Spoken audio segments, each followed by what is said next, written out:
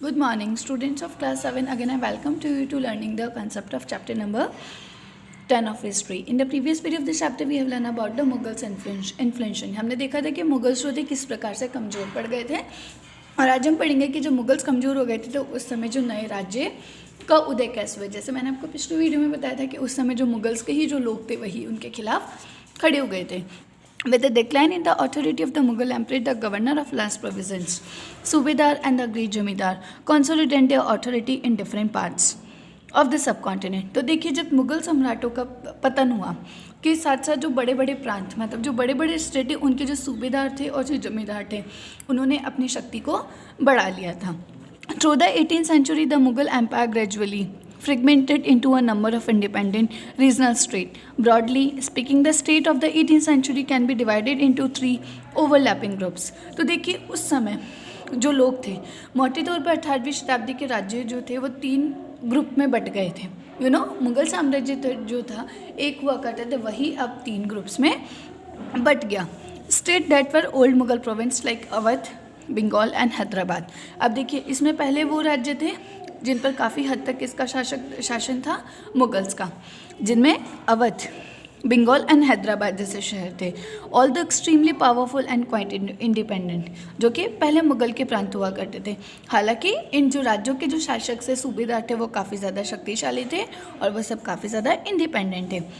The second is that state that had enjoyed considerable independence under the Mughal as वतन जागीर.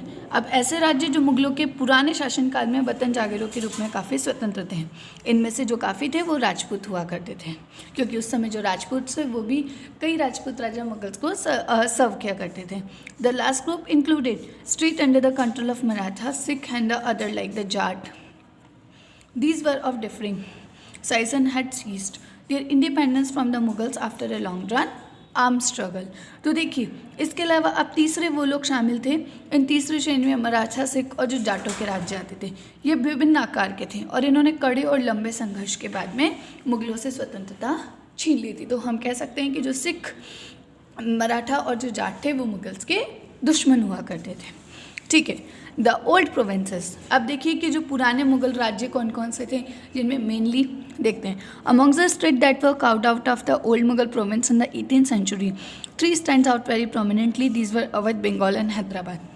अगर आप मुगल शासक के बारे में पढ़ेंगे तो मुगल्स ने जो अपना सबसे बड़ा जो कंट्रोल बना रखा था वो अवध यानी आज का उत्तर प्रदेश, बंगाल आज का वेस्ट बंगाल एंड हैदराबाद जिसे आज आंध्र प्रदेश का जो मोस्ट ऑफ द पार्ट था वो कवर कर रखा था. All this states were founded by the members of the high Mughal nobility who had been governors of the last province.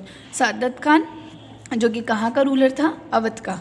मुर्शिद कुली खान जो कहाँ के थे, बंगाल के. एंड असफ जहाँ हु रूल्ड द हैदराबाद.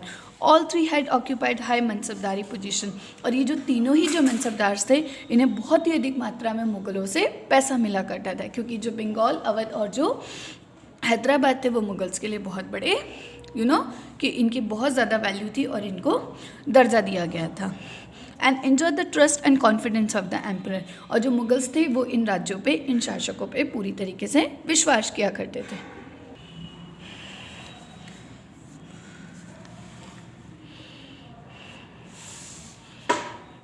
देखिए, जिसमें ये बताया गया है बच्चों कि किस तरीके से जो निज़ाम की जो आर्मी हुआ करती थी. The description of the Nizam Hyderabad personal trooper in 17 कि वहाँ के जो सैनिक थे उन्होंने अपने निजी जो उनकी बायोग्राफीज थी उनमें लिखा करते थे.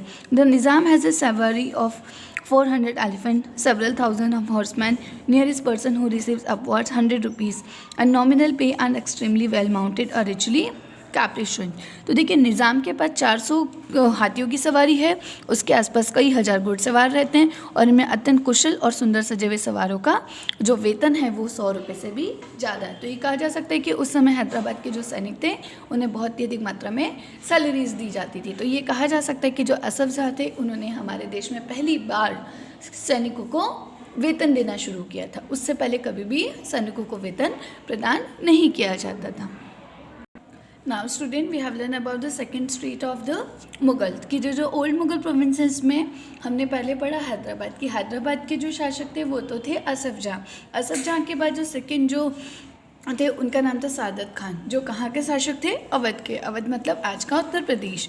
बुरहान उल मुल्क सादत खान was appointed सूबेदार of Awadh in 1722 and founded a state which was one of the most important to emerge out of the breakup of the Mughal Empire। तो देखिए बच्चों, बुरहान मुल्क सादत खान को सन 1722 में अवध का सूबेदार नियुक्त किया गया था। जब मुगल साम्राज्य कमज़ोर होने पर जो राज्य बने, उनमें जो सबसे शक्तिशाली और जो सबसे इम्पोर्टेंट राज्य था वो था अवध। अवध एक समृद्धशाली प्रदेश था, जो कि Awadh was a prosperous region controlling the rich alluvial Ganga plains and the main trade route between the north India and Bengal. तो देखिए, अवध एक समृद्धशाली था क्योंकि वहाँ पे क्या थे, जो गंगा और जो ब्रह्मपुत्र प्लेन्स थे उनसे बहुत ज़्यादा इन्फ्लुएंशियल था, जो गंगा नदी के उपजाऊ मैदान में फैला हुआ था और उत्तर भारत तथा बंगाल के बीच का मेन इम्पॉर्टेंट एक रूट था। सो देखिए बच्चों, Burhan Mulk also held the combined offices of the subedari, diwani and faujdari. अब जो अकेला जो बुरहानुल मुल्क ने भी अवध की सूबेदारी, दीवानी और फौजदारी एक साथ अपने हाथ में ले ली, और वो क्या करने लगा? He was responsible for managing the political, financial and military affairs of the province of Awadh. और इसकी वजह से उसने जो सूबे के अपने सूबे मतलब जो अवध का जो सूबा था, एरिया था, उसके राजनीतिक, वित्तीय और सैनिक मामलों में अपना कर्ता धर्ता बन गया और सारे डिसीजन वो खुद ही लेने लगा। Burhan Mulk try to decrease Mughal influence in the Awadh region by reducing the number of officers held Jagirdars appointed by the Mughals. He also reduced the size of Jagir and appointed his own loyal servants to vacant position. The account of Jagirdars were checked to prevent cheating, and the revenues of all districts were reseized by official appointed by the Nawab's court. He seized a number of Rajput Jabidar and the agricultural fertile land of the Afghans of Rohilkhand. तो देखिए बच्चों, जो बुरहानुल मुल्क ने अवध क्षेत्र में Mughals के प्रभाव को कम करने की कोशिश की। कोशिशों के चलते मुगलों द्वारा जो अधिकारी हुआ करते थे, उनकी जागीरदारों की संख्या में कटौती कर दी। उसने जागीरदारों के को हटाकर अपने जो लॉयल सैनिक थे या अपने जो लॉयल लोगों थे उनको अपॉइंट कर दिया। धोखाधड़ी को रोकने के लिए उसने जागीरदारियों के खातों व लेखों की भी जांच करवाई, और नवाब के दरबार द्वारा नियुक्त अधिकारी तथा सभी जिला अधिकारियों का राजस्व फिर से निर्धारित किया गया। उसने अनेक राजपूत जो राजा थे उनको जिम्मेदारियाँ और रुहेलखंड के जो अफगानों की उपजाऊ कृषि भूमियों को अपने राज्य में भी मिला लिया था। उसने राजपूतों के भी बहुत सारे हिस्से को अपने यहाँ पे जोड़ लिया था, जिससे वो बहुत ज़्यादा प्रॉस्पर्स हो गया था। The state depend on the local bankers and the mahajans for loan. It's hold the right to collect taxes to the highest bidders. This revenue farmer Izzardars agreed to pay the state a fixed sum of money. Local bankers guaranteed to the payment of this contracted amount to the state. In turn, the revenue farmers were given considerable freedom in the assessment and collection of taxes. These developments allowed new social groups like moneylenders and bankers to influence the management of the state's revenue system, something which had not occurred in the past.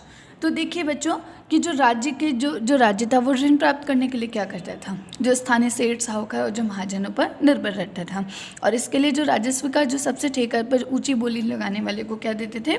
इजारेदार देता था। इजारेदार क्या होता था? इजारेदार राज्य को एक निश्चित रकम के भुगतान का वचन देते थे, और इस प्रकार से आप देखिए कि उन्होंने पैसा कमाने के लिए जो वहाँ के जो फार्मर्स थे और जो लोगों को अपना बहुत अधिक एक बहुत ही अपने ट्रस्टवर्दी बना दिया। इसकी वजह से सभी लोग उसका बहुत अच्छे से सपोर्ट करते थे, और इस तरह से बुरहानुल मुल्क जो सादत खान था उसने अपने एक बहुत ही अच्छे रूप से अवध पर अपना शासन किया। देखिए, after the Hyderabad and Awadh now we are learn about the Bengal.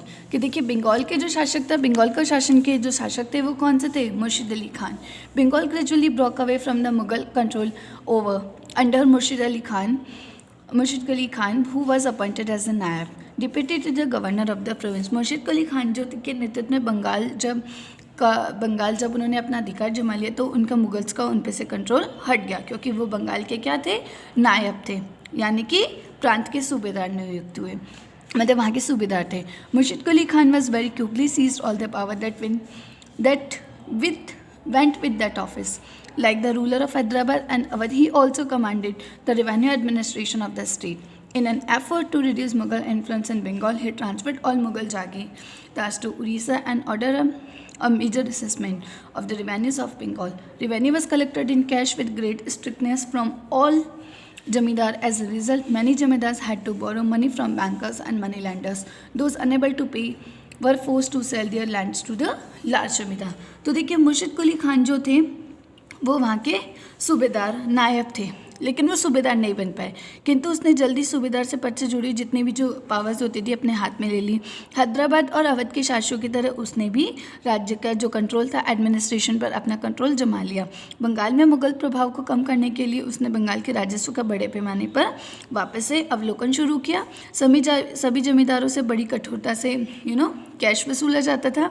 परिणाम स्वरूप बहुत से जमींदार को महाजनों तथा साहूकारों से उधार लेना पड़ता था. जो लोग राजस्व का भुगतान नहीं करते उन्हें मजबूरन अपनी बड़ी ज़मीनें जमींदारों को बेचनी पड़ती थी वो चुकाने के लिए. The formation of the regional state in 18th century Bengal therefore led to considerable change amongst the zamindar. The close connection between the state and the banker noticeable in the Hyderabad and Awadh as well as was evident in. तो इस प्रकार 18वीं शताब्दी में बंगाल के जो क्षेत्रीय राज्य बन जाने के कारण जमींदारों में काफ़ी बदलाव हुआ. राज्य और साहूकारों के बीच में हैदराबाद तथा अवध से जो भी एक अच्छे संबंध थे वो अलीवर्दी खान के शासनकाल में भी स्पष्ट रूप से दिखाई देते हैं कि जो अवध और जो बंगाल के जो राजा थे वो एक दूसरे का काफ़ी ज़्यादा सपोर्ट करते थे. Under the rule of Alivardi Khan, during his reign, his banking house of Jagat Seth became extremely prosperous. और इसकी वजह से आप देखेंगे उस शासनकाल में एक सेठ का साहूकारा जो घराना था वो बहुत ज़्यादा प्रॉस्पर्स हो गया. तो देखिए कि if we take a bird's eye view we can detect 3 common feature amongst these 3 state. तो देखिए बच्चों, अगर हम इन तीनों ही राज्यों में देखते हैं, तीनों राज्यों के बारे में देखते हैं तो हमें कुछ विशेषताएं देखने मिलेगी. जैसे कि ये तीनों ही राज्य थे, ये बहुत बड़े राज्य थे जो कि मुग़ल के जो बड़े बड़े राजा थे जैसे अकबर, शाहजहाँ, जहांगीर, उन्होंने इन पे बड़ी मुश्किल से अपना एक स्थापित किए गए थे. ये अभिजात कुछ प्रशासनिक व्यवस्थाओं के प्रति कैसे थे, डाउटफुल थे, उन्हें अपने अधिकारों से मिले थे. तो देखिए इस तरीके से आप देखेंगे कि किस तरीके से कि जो मुगल्स थे वो अब कमज़ोर पड़ गए थे. सो देखिए स्टूडेंट, अब हम पढ़ेंगे नेक्स्ट टॉपिक के अंदर द वतन जागीर्स ऑफ द राजपूत, कि राजपूतों के बारे में पढ़ेंगे कि राजपूतों ने अपने आप को कैसे इन्फ्लुएंशियल किया, कैसे प्रॉस्पर्स बनाया. Thank you all.